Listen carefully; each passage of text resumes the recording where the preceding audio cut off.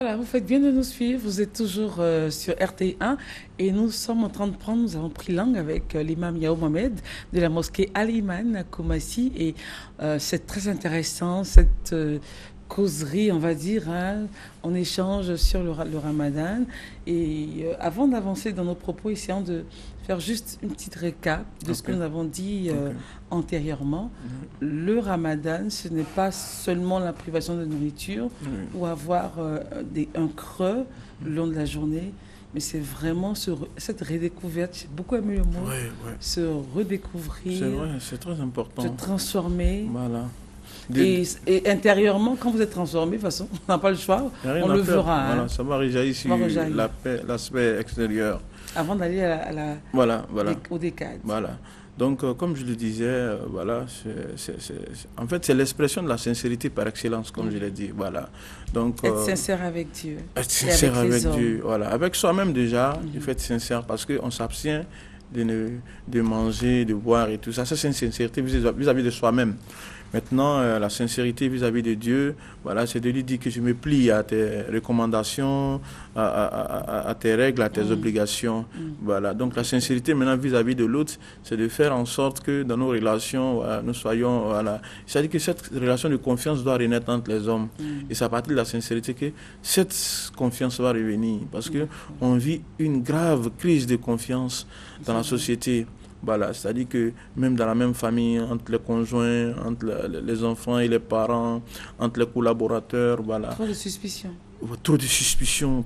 Il y a une crise de confiance, on ne se fait pas du tout confiance. On est là, on se fait, comment dirais-je, des amitiés, on se fait, voilà, mais on sait ce Les que enfants chacun diraient on se pense. guette, quoi. Voilà, on se guette, chacun sait ce qu'il veut par rapport à l'autre. Mhm. Donc je crois que c'est cette période-là qui va venir, Ok. voilà, nous sortir de cette situation-là, qui va nous permettre de nous dire que rien ne peut arriver sans la volonté du Créateur.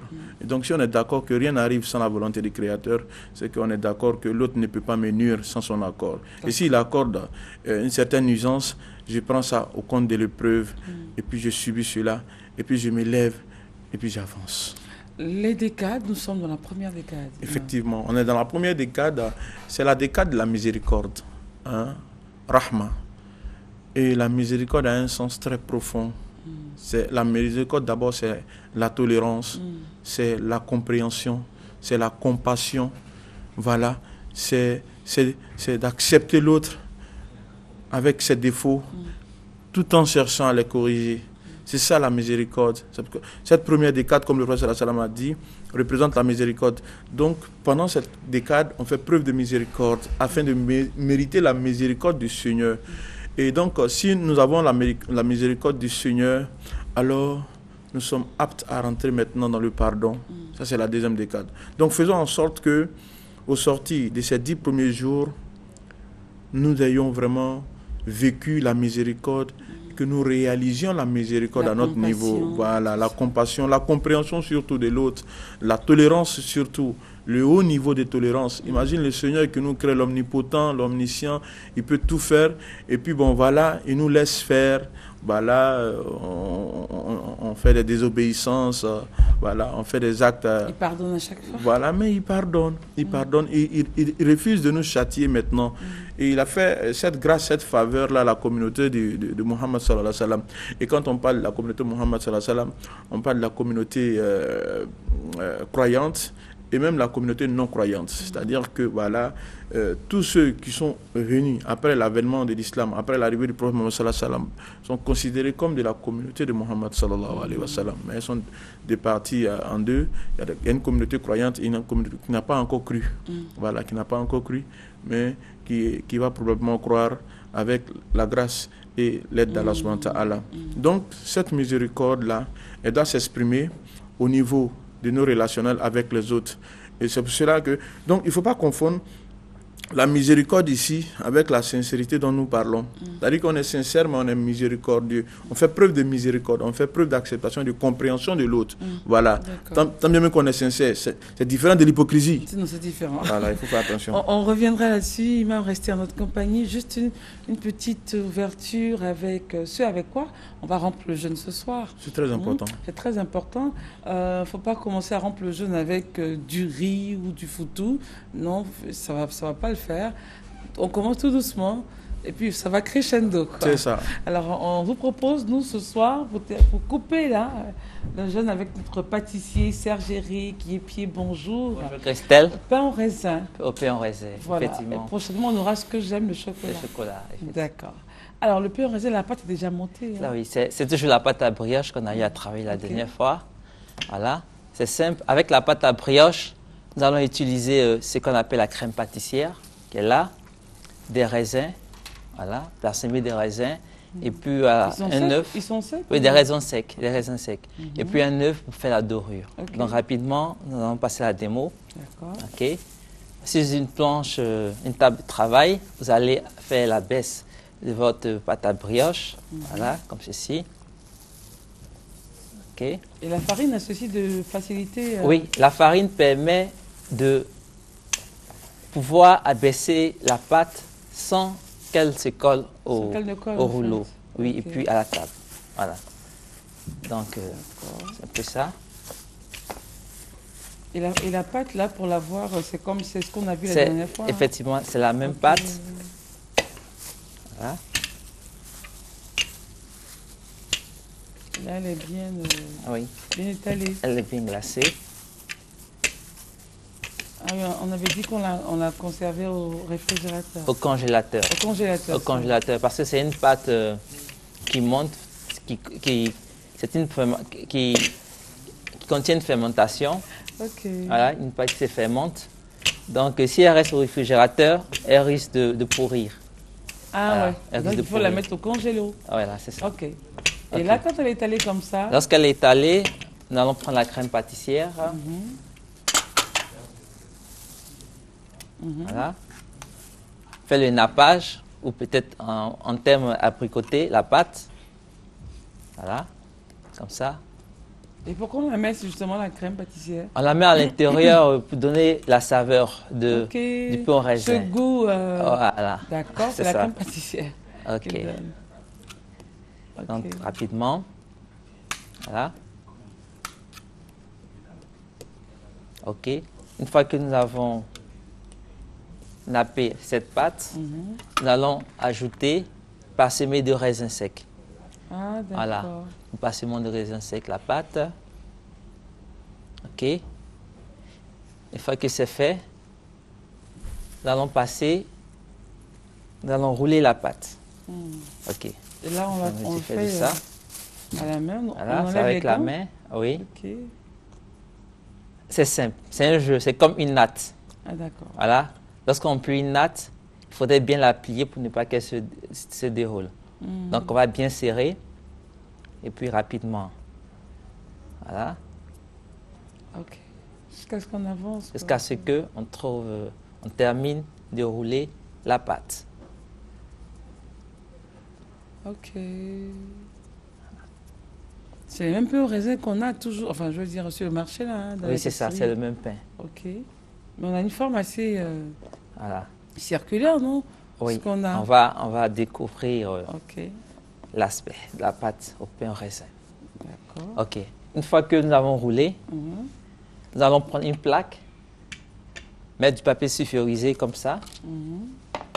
Voilà, une plaque. Ok. Mettre en bas du papier sulfurisé.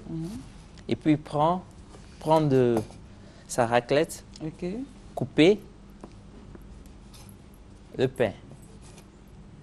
C'est des mini en fait? Oui, ça c'est des mini. Ah d'accord. Ok. Mais compte tenu de la fermentation, lorsqu'on va disposer notre pâte, elle va subir une transformation, une augmentation de volume. Et puis nous allons maintenant procéder à la cuisson. Voilà. Donc c'est comme ça on dispose voilà, la pâte. Et là, juste après ça, on la mettra où? Au four. Au On four. va la laisser monter Ok. pour voir si la levure, A effectivement, bien a pris, pu jouer, faire son effet. Mhm. La pâte va se dilater. Et puis, à partir de là, donc nous allons prendre l'œuf rapidement, casser. Et le jaune ou le blanc? L'œuf entier. L'œuf entier. Ok. Prends l'œuf entier avec un pinceau. Mhm. Voilà. Ah, d'accord, juste pour... Voilà. Le pinceau est très important. Et puis, on épice. voilà. À côté, sur les bords, Sur les bords. on passe la dorure. Voilà. D'accord. Comme ça. Et au four, ça va donner... Au four, ça va s'affaisser. Mhm. Pendant comment on appelle ça? Pendant qu'elle reste au dehors, à la chaleur, il y aura une fermentation contrôlée qui va la permettre de pouvoir se dilater et donner la forme du pain. Ok. Voilà. Un jour, on pourra faire le pain aussi, là. Le pain, bon, démontrer, voilà. Mais C'est possible. avec des farines de chez nous, quoi. Oui, c'est possible. C'est possible, possible, hein? bien sûr. Ouais. Bien sûr, c'est possible. OK. Voilà, c'est simple. Ouais. Donc, une fois que nous avons le pain, nous allons laisser près de 15 à 20, 30 minutes. Ça va monter et puis Et puis, en résultat... on va enfourner. Voilà, on enfourne. Et lorsque on finit d'enfourner la pâte, après cuisson, Tada! Le secret Ok. du pâtissier. voilà, Paf, nous voici allons le résultat. obtenir ce pain que nous voyons. Ok. Voilà. C'est le pain au raisin qui est là. Voilà.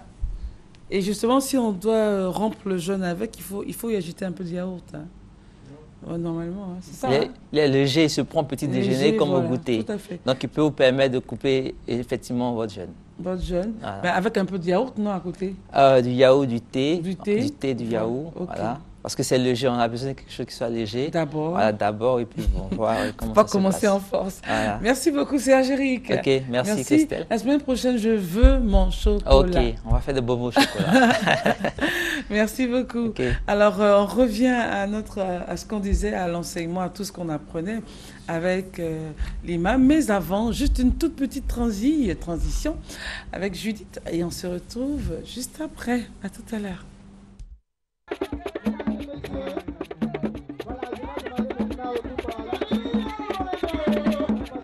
Situé à 3 km de Tabou, Ombloké est un village de près de 1000 habitants. Le village de Ombloké compose 4 familles. Il y a le Natupo, il y a le Kaipo, il y a le Wipo et puis il y a le Banepo. Ça fait 4 familles dans le village Ombloké. Un village aux énormes potentialités économiques et touristiques. Ce village, il est très beau. Nous avons été à la plage ici depuis nos ancêtres et nous tenons à rester. Ce qui a fait que les parents se sont bataillés pour pouvoir véritablement lotir ce village. Et aujourd'hui, ce qui fait la beauté de ce village, c'est que la jeunesse s'est vraiment armée à nettoyer la belle plage. Et aujourd'hui, nous respirons de l'air. Le village est beau. Et Dieu merci, les parents, avec le travail, l'agriculture, commencé à construire des belles maisons. Ici, on offre à tout visiteur de la cola, du piment, symbole de fraternité et d'hospitalité. Le riz à Ombloké reste l'aliment le plus consommé. Le koui se concocte ainsi. Groupe de riz chauffé, on appelle ça koui en kouroumen. Le riz est préparé, croûte est restée. Si c'est dur, je mets l'eau dessus. Comme tout à l'heure, l'eau a été mise dessus. Maintenant, comme c'est devenu mou, j'ai renversé ça dans les passoires. Quand l'eau est descendue, j'ai remis dans la marmite. Maintenant, j'ai déposé sur le feu. Ça a devenu mou comme le vrai riz. Le kenjos, la boisson locale à base de la canne à sucre. La danse constitue une curiosité.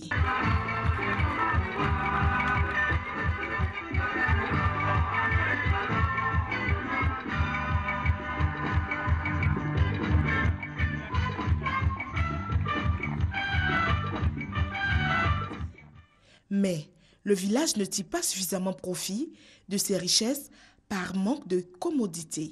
Mon village a beaucoup de problèmes. Le village est situé à 3 km de la ville de Tabou. Nous sommes dans la commune. À droite, il y a le village Ségré qui est à 2 km de Ombloké.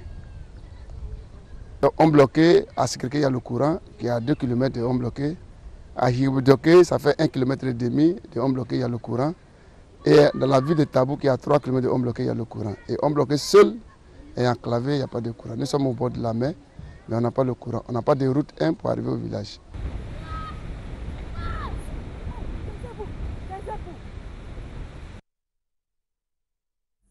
C'était donc, nous étions à Won, bloqués à la découverte de ce village. Joël Kakou nous a rejoint. Nous allons parler avec elle du blush et puis revenir à l'imam Yao Mohamed. Jo, bonjour. Bonjour Christelle. Comment tu fais pour rester belle? C'est comme le vin, quoi, te bonifie avec le temps. C'est pas juste. On dit merci à Dieu, tout simplement. Vraiment, vraiment. Oui. T'es belle. Merci, Alors, aujourd'hui, le aussi. blush, qu'est-ce que c'est que le blush pour ceux qui aimeraient... Oui, le blush, en anglais, ça se dit blush. Ouais. Sinon, en français, c'est rougir. Voilà. Rosir d'émotion, si on veut. Et c'est quelque chose de subtil, on va dire. C'est une touche finale. C'est quelque chose de subtil. C'est une touche finale, Ouais. mais qui est très, très, très, très importante dans le make-up. Quand il n'y a pas ça, ça fait bizarre. Quand il n'y a pas de blush, ça fait... Parce qu'en fait, je fais ma teinte, mais je fais un peu... Je manque de couleur. Je fais trop... c'est trop plat. C'est trop plat, c'est Il y a trop pas froid. voilà, ça fait un peu gris, c'est pas... On a besoin de couleur. Donc, du coup, je vais dire, on met on appelle fard à paupières, voilà. Donc, pour faire un peu plus chic, on dit blush. C'est un peu plus intéressant. Donc, il faut savoir rougir, que... franchement. Voilà. Donc, il faut savoir qu'il y a différentes couleurs. Pas seulement le rose ou le rouge. Il y en a vraiment une panoplie. Oui. Et ce qui est intéressant, c'est que ça dépend de notre carnation. Et ça dépend aussi de la texture de notre peau. Parce que dans cette texture-là, concernant les blushs, il y en a en crème, en poudre compacte, comme sur le plateau. Il y en a en crème, il y en a en gel, il y en a en liquide. Et ça s'adapte selon la texture de ma peau aussi. Si j'ai une peau assez sèche et intolérante, je préfère appliquer le blush, mais en texture crème. Pourquoi? Parce que l'application avec le pinceau va irriter ma peau. Clair. Et c'est clair aussi qu'avec le doigt, je dis que le toucher est un peu plus naturel. Finition naturelle. Et si j'opte, parce que j'ai une peau normale, sans problème pour le blush, on va dire texture compacte, comme sur le plateau, j'ai pas pu trouver le liquide ou le gel parce que c'est un peu difficile ici d'en trouver. Voilà, donc j'ai pu avoir seulement que la texture en compact avec différentes couleurs. Essaie de relever pour la camarade à fouet. Comme ça. Voilà. Ici, c'est là. Pardon, excusez-moi. Voilà. Non, mais tu me regardes et je tu te regarde. Donc voici un peu. Vous avez les tons rosés, les tons orangés, les tons bruns. Ça dépend de notre carnation. Je suis claire, je ne vais pas aller mettre un blush brun. Ça ne va pas. Je suis noire, je ne vais pas aller mettre du rouge. Ça ne va pas. Donc voici, je peux déposer, c'est bon? Oui. Donc voilà. Donc j'ai la peau très claire, claire à très claire. J'opte pour les tons rosés. Ça me fait un effet bonne mine. Parce qu'il faut savoir aussi que le blush a pour définition de structurer le visage.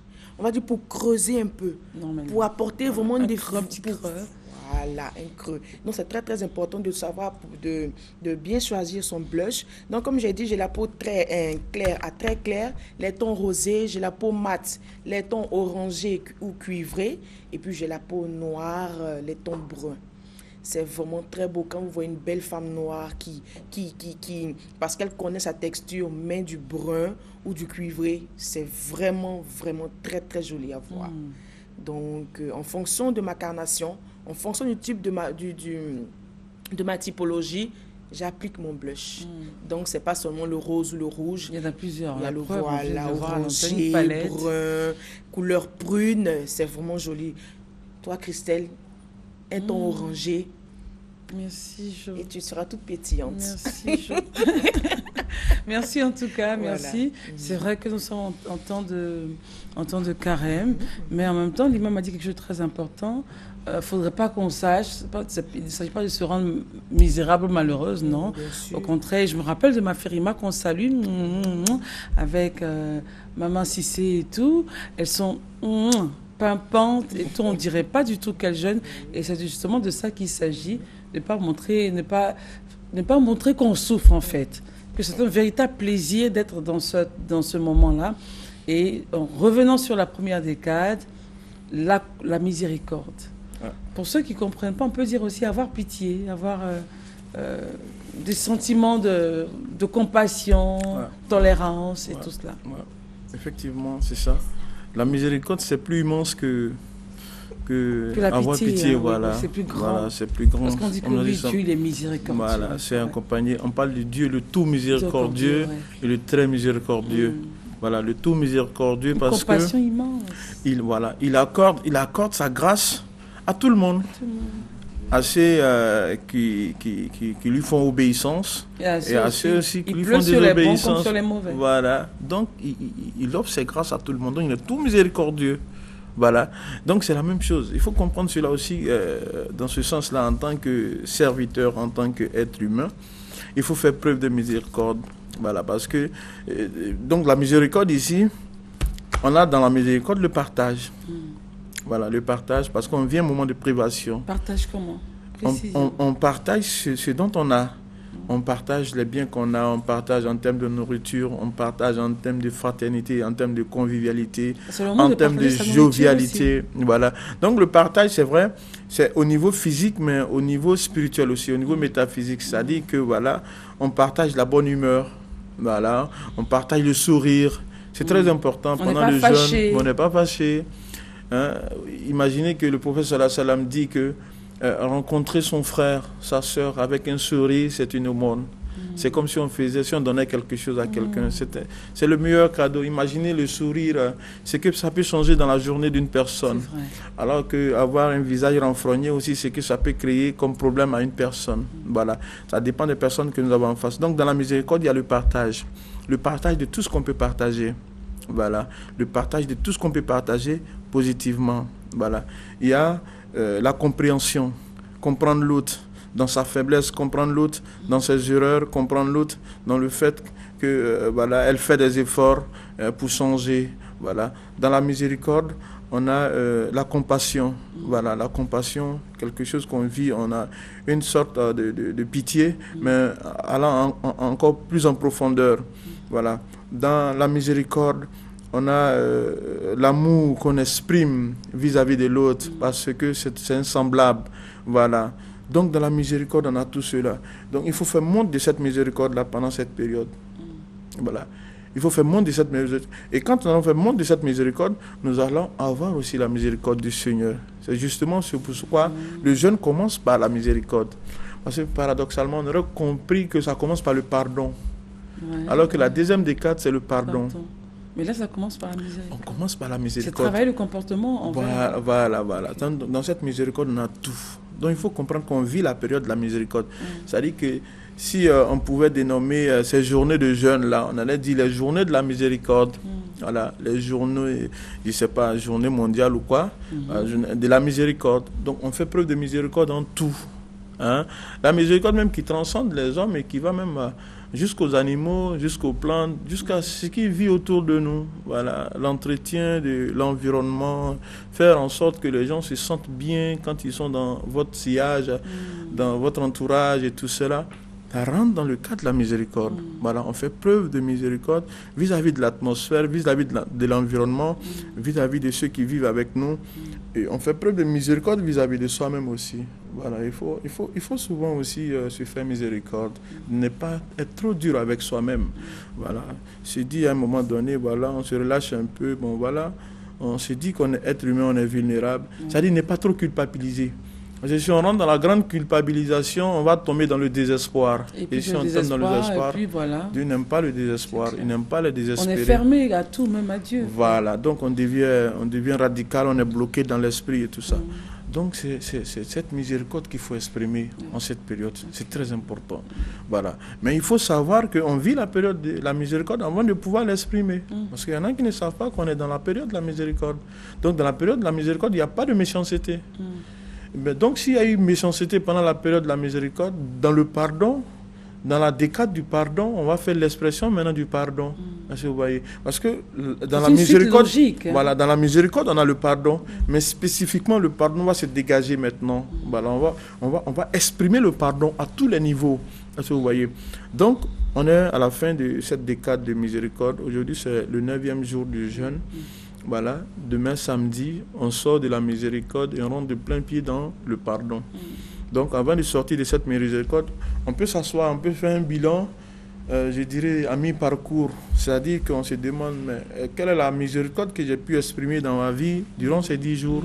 Est-ce que j'ai fait preuve de miséricorde vis-à-vis de mes semblables? Est-ce que j'ai fait preuve de miséricorde vis-à-vis de moi-même, vis-à-vis de l'environnement, de mon atmosphère? Est-ce que je pratique la miséricorde? Parce que c'est une pratique aussi, c'est un comportement qu'il faut mettre en exergue tous les jours. Hein, voilà. Donc la miséricorde, elle est très importante. Il faut ressortir le sens de la miséricorde pendant ces 10 jours de Ramadan. Alors, avant de terminer notre causerie et terminer évidemment cette émission, on se rend compte que si les êtres humains prenaient véritablement au sérieux les moments comme celui du Ramadan, où on se rend compte que l'âme étant transformée, cela évidemment rejaillira sur notre comportement extérieur. Ça, c'est clair. Vous avez dit quelque chose de très important, je me permets de vous citer, on aurait une bien meilleure société. Bien sûr, bien sûr. En fait, c'est ça. Le but même du Ramadan, c'est de permettre d'arriver à une société harmonieuse. Voilà, une société harmonieuse. Une société harmonieuse, c'est une société qui crée l'équilibre entre le spirituel et le matériel. Voilà, aujourd'hui, on est plus porté sur le matériel. Et c'est une réalité, voilà, on n'a pas besoin de le dire. On est tous attirés par le matériel et le Coran même en parle. Vous aimez l'argent, la fortune d'un grand amour, voracement. Voilà, la cupidité anime les gens. Donc cette manière d'aimer le matériel a fait que le matériel a pris le dessus sur l'humain. Voilà, on a perdu un peu de cette humanité qui est en nous, de l'humanisme dont on doit faire expression. Donc le Ramadan, par excellence, va venir nous transformer, établir l'équilibre matériel, oui, voilà, mais spirituel. Donc là, on est dans un cadre de rétablissement des choses dans leurs normes. Voilà, il faut selon ce que Dieu établit. Voilà. Donc le Ramadan, justement, c'est cette période spirituelle qui va nous permettre d'établir l'équilibre entre le matériel et le spirituel. Donc c'est très important de pouvoir observer le Ramadan comme il est dit. Et si nous observons comme il est dit, Inch'Allah, on va arriver à établir cet équilibre et on va vivre dans une société harmonieuse parce qu'on va partager. Et je le crois. Merci beaucoup, Imam Yao Mohamed. Vous êtes l'imam de la mosquée Al-Iman de Koumassi-Remblai. Vous serez en notre compagnie vendredi prochain. Nous serons à ce moment-là dans la deuxième décade, Dieu voulant. Et puis avant de terminer, je me permettrai de donner votre numéro de téléphone pour les croyants qui aimeraient poser des questions un peu plus précises ou particulières, autres que celles que nous avions abordées sur ce plateau.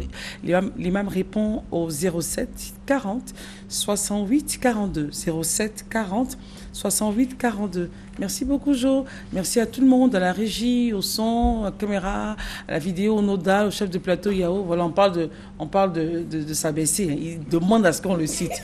Hein, il faut vraiment bien l'enseigner. On se retrouve demain pour une autre matinale. Au revoir.